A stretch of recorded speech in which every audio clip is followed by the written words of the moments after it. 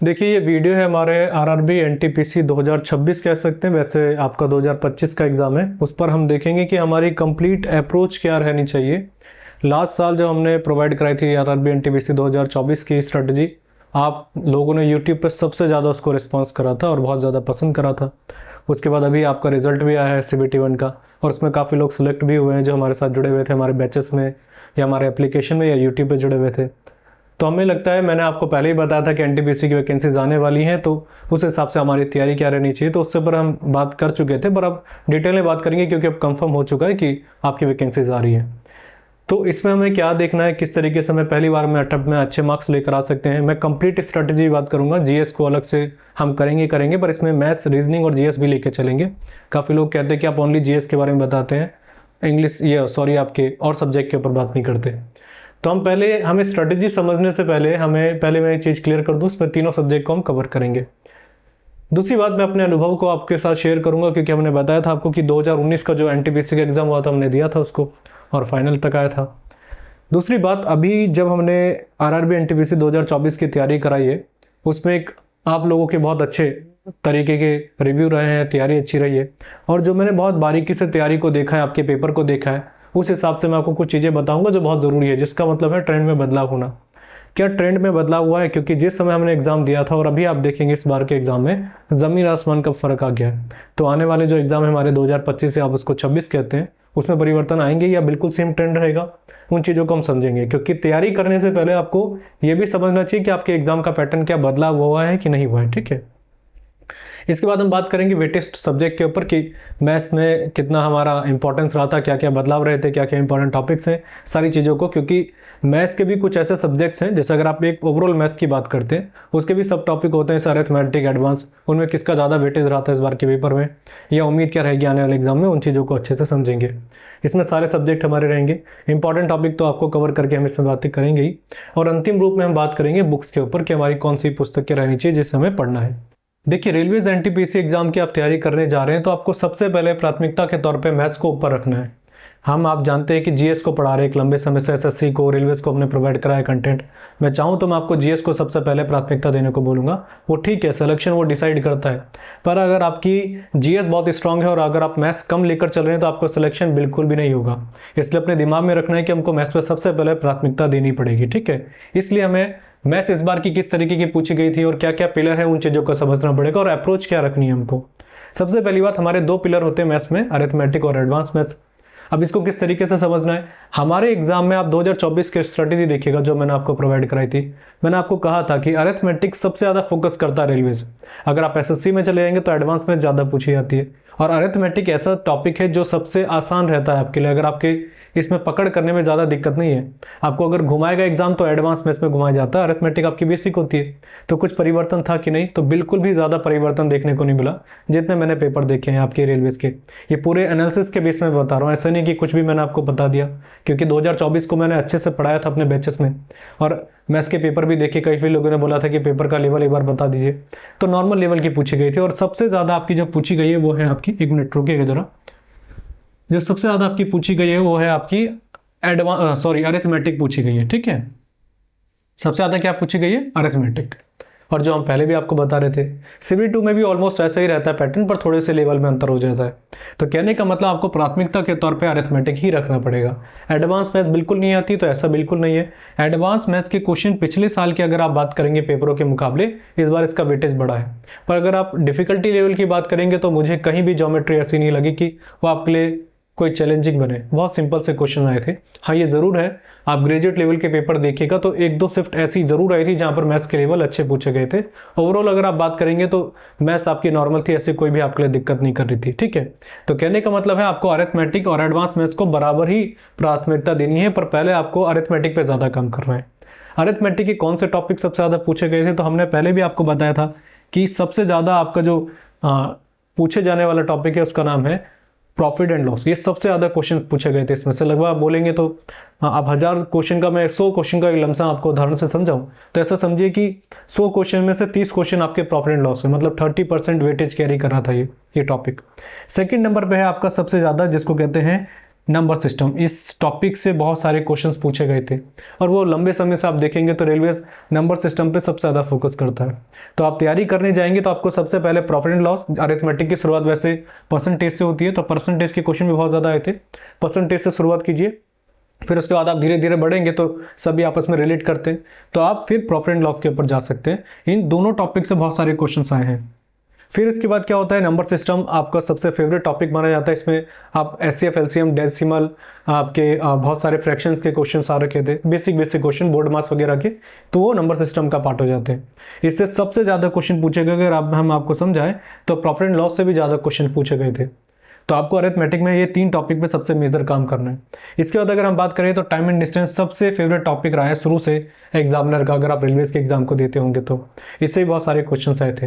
पर थोड़ा सा जो मेरे लिए सरप्राइजिंग रहा था वो रहा था कंपाउंड इंटरेस्ट और सिंपल इंटरेस्ट। इसके क्वेश्चन आपके ग्रेजुएट लेवल पे भी आप देखेंगे और अंडर ग्रेजुएट में भी देखेंगे तो बहुत कम पूछे गए थे।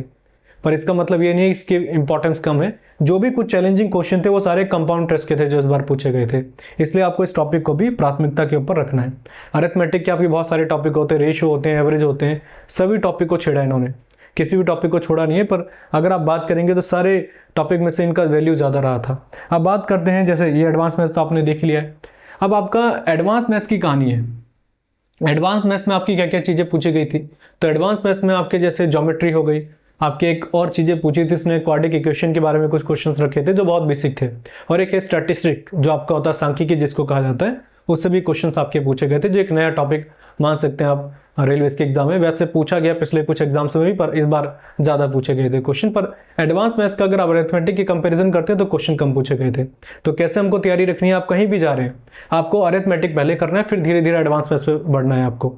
और एक चीज़ मैं क्लियर कर दूँ, आप कहीं भी जा रहे हैं यूट्यूब के चक्कर में मत बैठेगा।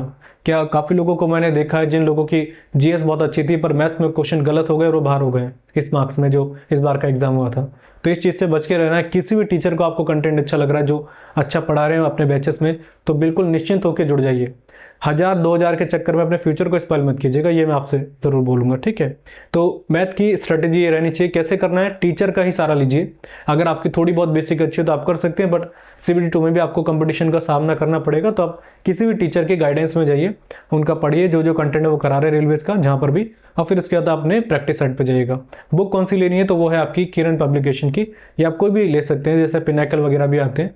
प्रीवियस ईयर के क्वेश्चन को ज़्यादा करिएगा जो इस बार के पेपर में हुए, क्योंकि संभावित रहता है पैटर्न तुरंत रिपीट हो जाता है, ठीक है।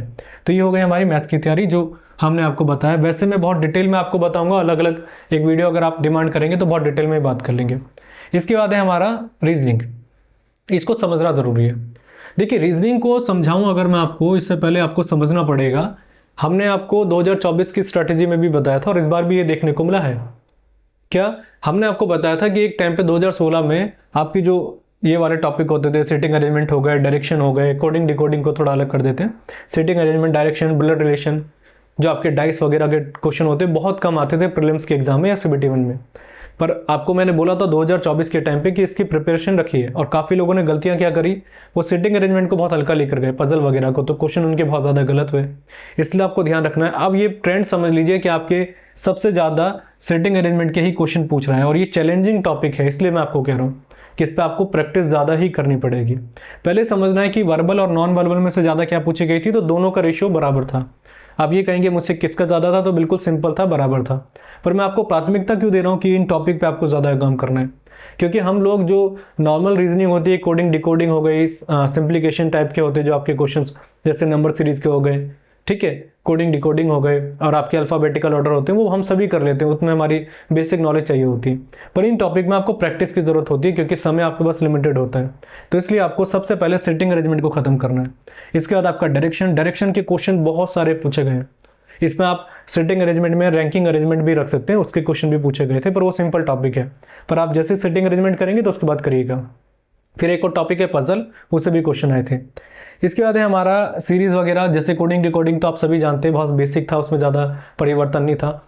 इसके बाद आपका आता है ब्लड रिलेशन, इसको भी ज़रूर करके जाना है। तो कहने का सार क्या है, जैसे कि आपके जो टॉपिक है जिनमें सिटिंग अरेंजमेंट हो गए, डायरेक्शन हो गए, ब्लड रिलेशन हो गए, इन टॉपिक को पहले कंप्लीट कर लीजिएगा, तब उसके बाद आप साथ साथ प्रैक्टिस सेट में कोडिंग डिकोडिंग सीरीज वगैरह के क्वेश्चन लगा सकते हैं।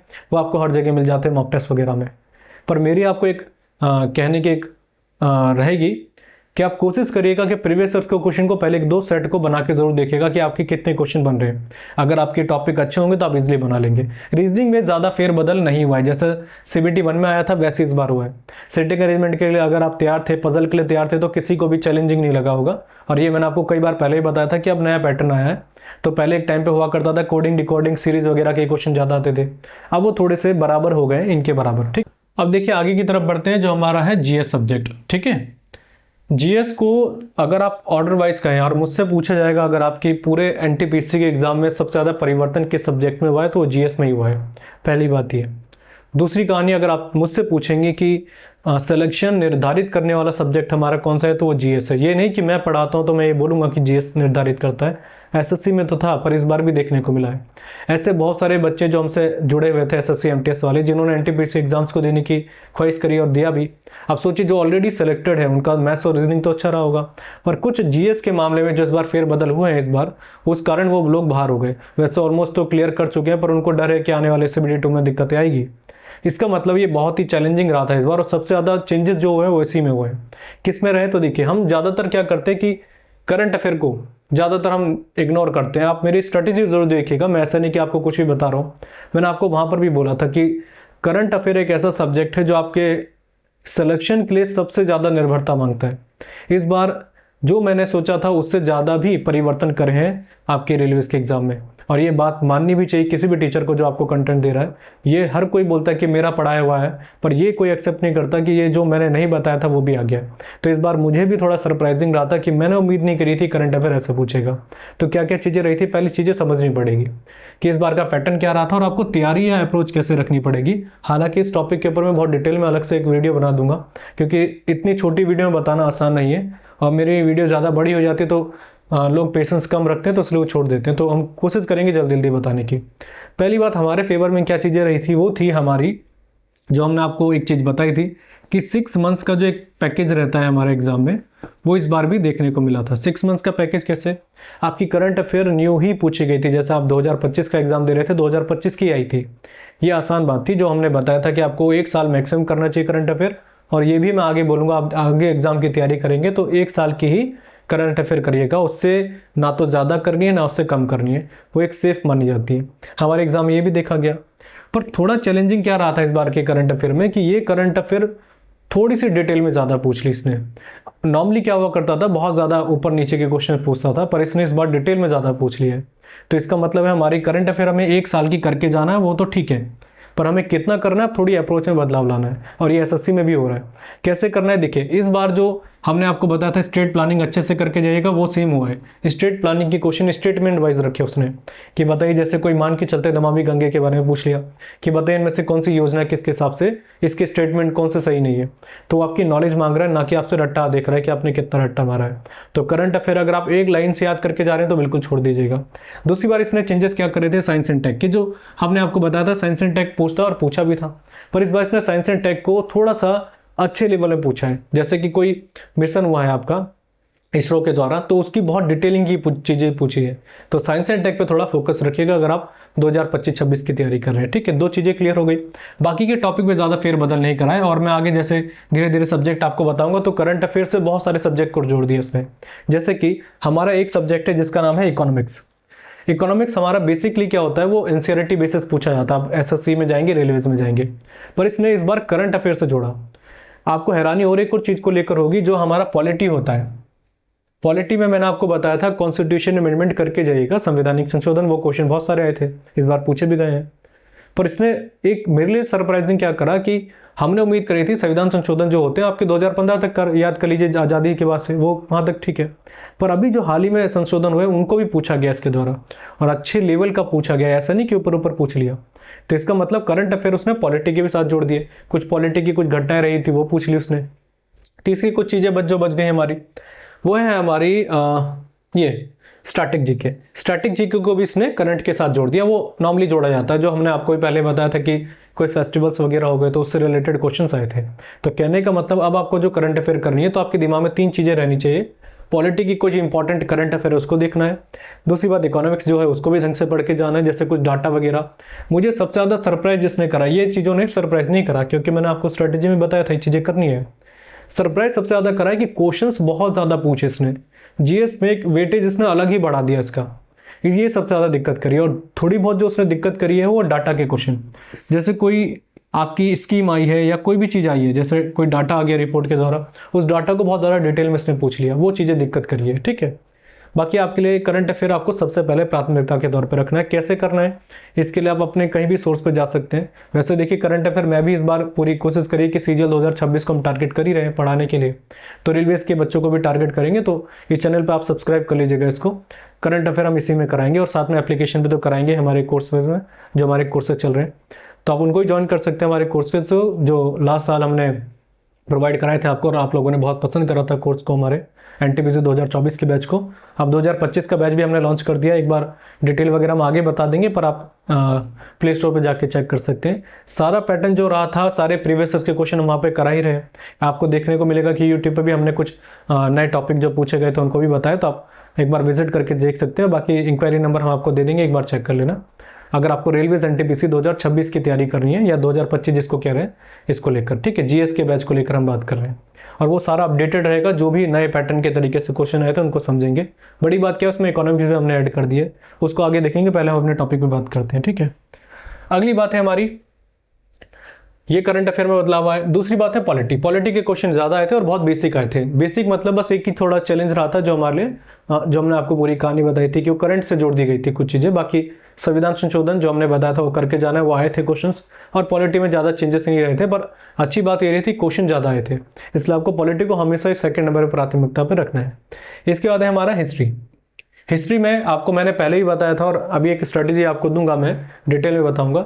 हमने आपको बोला था मॉडर्न हिस्ट्री सबसे ज़्यादा करके जाएगा, और इस बार मॉडर्न हिस्ट्री सबसे ज़्यादा आई है। फिर हमने दूसरे नंबर पे बोला था एंशिएंट हिस्ट्री करके जाएगा, सेकंड नंबर पे भी एंशिएंट हिस्ट्री आई है, थर्ड पे करना है मेडिवल। तो कहने का मतलब आपको सबसे पहले रखना है मॉडर्न हिस्ट्री, फिर आपको करना है एंशिएंट हिस्ट्री, फिर लास्ट में करना है मेडिवल हिस्ट्री, मध्यकालीन भारत, प्राचीन भारत, और ये आपका आधुनिक भारत का इतिहास। ठीक है, इस रैंकिंग में रखिएगा। और कैसे करना है, प्रीवियस ईयर के क्वेश्चन जरूर करके जाएगा जो इस बार के एग्जाम में आए हैं, ये रिपीटेशन होने की ज़्यादा संभावना है। बड़ी बात क्या है, इस बार एक थोड़ा सा इसने सरप्राइज हिस्ट्री में एक चीज़ करा है, जिसका नाम है आपका विद्रोहों को लेकर, जो आपके रिवोल्ट होते हैं वो बहुत सारे पूछे थे, और जो ज़्यादातर कोई लोग उसको छोड़ ही देते हैं, क्योंकि रिवोल्ट वाला टॉपिक बहुत कम लोग पढ़ते हैं, यूपीएससी का टॉपिक है ये। और अगर आप मुझसे पूछेंगे कि थोड़ा इसने ट्रेंड यूपीएससी जैसा फॉलो करा था, तो इसमें भी हैरानी नहीं होगी, बिल्कुल देखा गया था, क्योंकि हमने यूपीएससी के एग्जाम मैंने दिए हैं, और मैंने आपको बताया था मेरा एक एक्सपीरियंस रहा है। मैंने बिल्कुल उम्मीद नहीं करी थी कि रेलवेज में इस तरीके का पैटर्न देखने को मिलेगा, जिसने थोड़ा सा चेंजेस करा है।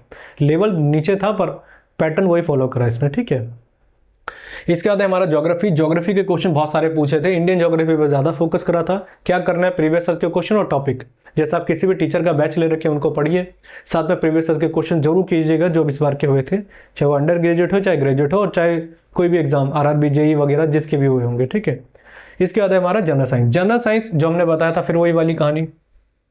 जनरल साइंस की 3 ब्रांचेस है, इसमें बायो था, बायो के क्वेश्चन अच्छे आए हैं, सबसे ज़्यादा है आपके फिजिक्स के, लास्ट में है केमिस्ट्री। और मैंने आपको बताया था सबसे ज़्यादा कॉन्सेप्चुअल क्वेश्चन पूछे इसने। तो कॉन्सेप्चुअल मतलब आपकी बेसिक अंडरस्टैंडिंग फिजिक्स में अच्छी है तो आप आराम से कर लेंगे, तो आसान क्वेश्चन से, अगर आपकी कॉन्सेप्चुअल अंडरस्टैंडिंग अच्छी रही होगी। दूसरी बात, बायोलॉजी के क्वेश्चन अच्छे पूछे इसने, पर कुछ ऐसे क्वेश्चन पूछे थे तो बिल्कुल बेतुके थे। मैंने आपको बैचेस में कराए हैं, पर मैं खुद कह रहा हूँ कि मैंने ऐसे बायो के क्वेश्चन मैंने भी उम्मीद नहीं करे थे। कुछ क्वेश्चन तो मुझे भी समझ नहीं आया कि किस तरीके के पूछे इसने। तो बायोलॉजी जो है आपका सबसे ज़्यादा चैलेंजिंग रहता है, तो इसको सबसे लास्ट में करना होता है। मैंने आपको बोला है तैयारी कैसे रखनी है, फिजिक्स सबसे पहले करिए, फिर केमिस्ट्री करिए, देन बायोलॉजी कीजिएगा। कैसे करना है, एनसीईआरटी के अलावा कहीं नहीं जाना। जो टीचर आपको एनसीईआरटी करा रहे हैं उनसे पढ़ लीजिए, जैसे हमारे बैच में एनसीईआरटी हम करा रहे हैं तो हमारे साथ पढ़ सकते हैं, या किसी भी टीचर से पढ़ रहे हैं, ये नहीं हमसे ही पढ़ रहे हैं, आप कहीं से ही पढ़ रहे हैं, एनसीईआरटी पे ज़्यादा फोकस करें कि वो टीचर एनसीईआरटी से पढ़ा रहे हैं आपको। ठीक है, इसके बाद है कंप्यूटर सबसे सरप्राइजिंग रहा था, क्वेश्चन बहुत ज़्यादा रहे थे इसमें। कंप्यूटर मैं नहीं कराता ना हमारे बैच में, नए वाले बैच में, पर मैं मैराथन ज़रूर कराऊंगा आपको कि आपके लिए मदद करे। कंप्यूटर में ज़्यादा कुछ फेरबदल नहीं है, जैसे रहता है। इसने क्या पूछा, बेसिक नॉलेज, जो मैं आपको पहले ही बता रहा था कि बेसिक नॉलेज ही पूछता है वो, कि शॉर्ट कीज़ क्या होती है, किस किस तरीके से इसको शट डाउन किया जाता है, क्या क्या फाइल सेव करने के शॉर्ट कीज़ होते हैं। MS ऑफिस की कुछ चीज़ें पूछ ली थी, वो कहाँ से सीखनी है आपको यूट्यूब पर सर्च कीजिएगा, और मैराथन लगा लीजिएगा कि एक बेसिक नॉलेज कंप्यूटर की कैसे मिलेगी, तो आपको अच्छे से वहाँ पे कवर करा देंगे। मुश्किल से मुश्किल 15-16 घंटे की क्लासेस आपको टोटल मिलेगी MS ऑफिस और इसकी बेसिक नॉलेज के लिए कंप्यूटर की। उसके नोट्स बना के रिवाइज कीजिए बस, और प्रीवियस ईयर के क्वेश्चन देखिए, बस उतने से हो जाएगा। नंबर ऑफ क्वेश्चन ज़्यादा थे, इसमें कोई दो राय नहीं है, ठीक है, क्वेश्चन ज़्यादा पूछे गए थे। अगला इकोनॉमिक्स पूछा है इसमें, पर एनसीईआरटी वाला बहुत कम पूछा है, करंट के हिसाब से ज़्यादा पूछा है। जैसे बेरोजगारी दर आई है, उसका डाटा क्या रहा है, ठीक है, और आपके कुछ इकोनॉमिक्स को लेकर कुछ आपकी करंट अफेयर रहती है, वो ज़्यादा पूछी है। एनसीईआरटी से कम पूछा है, तो क्या हम एनसीईआरटी ना करें? एनसीईआरटी करनी चाहिए, मेरा फिर भी मानना है कि आने वाले एग्जाम में इकोनॉमिक्स लगातार बढ़ता जा रहा है, तो आपके एग्जाम में ज़रूर आएगा। लास्ट में आपका स्टैटिक जीके, देखिए ये मैंने आपको बोला था कि स्टैटिक जीके रेलवेज में पूछा जाता था, वाकई में हुआ था 2021 में, पर इस बार फेरबदल हो गया है। स्टैटिक जीके के क्वेश्चन सबसे कम पूछे इसमें, तो इसका मतलब क्या है, आपको स्टैटिक जीके को प्राथमिकता के तौर पर सबसे लास्ट में रखना है। करना सारा है, सिलेबस पूरा करना है आपको, और आपको सिलेक्शन लेना है तो, नहीं तो आपके लिए दिक्कत कर जाएगी ये चीज़, ठीक है। आपको सारी चीज़ों को समझना है, सिलेबस पूरा कवर करना है। सिलेबस पूरा कवर करने के बाद ही आप सिलेक्शन ले सकते हैं। आप सोच रहे हैं कि इंपॉर्टेंट टॉपिक के साथ हो जाएगा, तो नहीं, ये आपके स्मार्टली काम के अंतर्गत आता है। पर जब आपको ऑप्शन में 4 ऑप्शन एनिमुलेट करने हैं, जो आपके ऑप्शन दे रखे हैं, तभी कर पाएंगे जब आपने पूरा सिलेबस कवर कर रखा होगा। तो स्टैटिक जीके को भी आपको अच्छे से कवर करना है। इन सभी के इंपॉर्टेंट टॉपिक कौन से मैं अलग से एक स्ट्रैटेजी वीडियो में दे दूंगा, क्योंकि वीडियो बड़ी हो जाएगी तो आपके लिए दिक्कत हो जाएगी, ठीक है। अच्छा, अब अंतिम रूप में देख लेते हैं जो हमारा बैच है 2025, या आप इसको 2026 कह सकते हैं। हमने इसको 1 महीने पहले ही लॉन्च करा था, और हमने बताया था कि वैकेंसीज आने वाली है, तो अभी से तैयारी में लग जाइए। तो आप इस बैच को ज्वाइन कर सकते हैं। ये आपका इंक्वायरी नंबर दे रखा है, कुछ डाउट है व्हाट्सअप में आप मैसेज कर सकते हैं। बाकी बैच का प्राइस आपको दिख रहा है। इसमें सबसे ज़रूरी चीज़ क्या है, देखिए मैंने आपको बोला है पेपर का लेवल अच्छा पूछा है, तो हम इसमें डिटेल में ही बात करेंगे। सारे सब्जेक्ट आपको मिलेंगे, खासकर इकोनॉमिक्स के आपने लोगों ने डिमांड करी थी, और मैंने आपको बताया हमारे टॉपिक का सबसे मेन बेसिक होता है, वो होता है एनसीईआरटी। इस बार में जो हम कराएंगे इकोनॉमिक्स, वो भी एनसीईआरटी बेसिस में ही होगी पूरी की पूरी। आपकी जनरल साइंस जैसे आपने पूरी एनसीईआरटी के हिसाब से कराई, वैसे इकोनॉमिक्स होगी। आपके सारे सब्जेक्ट मिलेंगे। करंट अफेयर हमने यहाँ पे ऐड कर रखा है। देखिए पूरा डेडिकेशन के साथ तो नहीं कराएंगे, पर करंट अफेयर जरूर कराएंगे जिस तरीके के आपके पूछे गए थे। अप्रोच भी बता देंगे, क्योंकि बैच में जब जाते हैं तो हम आपको एक मेंटरशिप के हिसाब से हर हफ्ते एक बार लाइव सेशन लेते हैं, किस किस तरीके से रहना है। क्योंकि इस बार बच्चे बहुत ज़्यादा पहले टियर 1 को अच्छे से क्वालिफाई करके निकले, तो आप उसको ज्वाइन कर सकते हैं। बहुत अच्छा रिजल्ट भी रहा था। बाकी डिटेल में हम प्रीवियस ईयर्स को करेंगे, जैसे हमने अभी इस वाले बैच में रिवॉल्ट वाले टॉपिक कराए हैं, नेहरू रिपोर्ट अच्छे से कराई है। सारा टॉपिक पूरा अपडेटेड है, ऐसा नहीं कि पुराना बैच है। और अभी इसमें क्लासेस अभी स्टार्ट हुई है, लाइव क्लासेस। आप जब भी देख रहे होंगे तो ज्वाइन कर लीजिएगा, क्योंकि बैचेस आपका चलता रहेगा। क्लासेस आपकी लाइव के साथ रिकॉर्ड हो जाएंगी, ठीक है। आप उसको अपनी स्पीड से देख सकते हैं, पर लाइव सेशन भी देख सकते हैं। बेसिक से लेके एडवांस होगा। बाकी इंक्वायरी नंबर दे रखिए, मेरे बारे में आप सभी जानते हैं। तो इन चीज़ों को मैं आपको क्लियर करके बता रहा हूँ। देखिए एक चीज़ और ध्यान रखिएगा, किसी भी सब्जेक्ट को पढ़ना है डिटेल में जरूर पढ़ के जाइए। मैं आपको लंबे समय से कहता आ रहा हूँ, इस बार डिटेल में पेपर आया है आपका, तो पहली बार डिटेल, दूसरा प्रीवियस ईयर के क्वेश्चन, तो दोनों चीज़ें हमने इसमें कवर करानी है। बाकी मैं 1-2 दिन के अंदर आपको मॉडर्न हिस्ट्री की पूरी डिटेल की एक वीडियो प्रोवाइड कराने वाला हूँ। एक मैराथन कह सकते हैं आप उसको, 1 शॉट वीडियो, तो उसको भी देख लीजिएगा। नहीं तो वीडियो के डिस्क्रिप्शन में हम प्रोवाइड करा देंगे। डेमो वगैरह आपको सारा इसमें मिल जाएगा बैच में आपका डिस्क्रिप्शन पे आप चेक कर लीजिएगा RRB NTPC को लेके। नहीं तो GK cafe application play store पर सर्च कीजिए, वहाँ पर आपको चीज़ें मिल जाएंगी। वीडियो पसंद आई तो ज़रूर लाइक कीजिएगा और शेयर जरूर कीजिएगा। आज के लिए इतना ही, बहुत बहुत धन्यवाद।